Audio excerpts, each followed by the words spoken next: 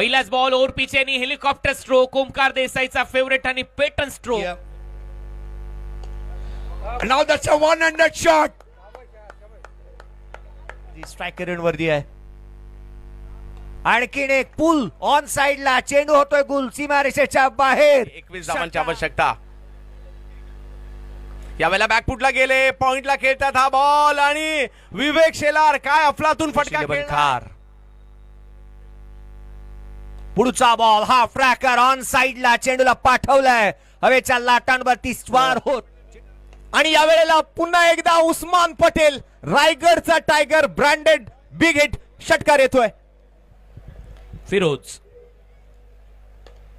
आल्या आल्या थोडासा स्लॉट मध्ये टाकलाय. दीपूच्या टायमिंग चांगला आहे दीपूचा आणि अशरफला हुलकावून.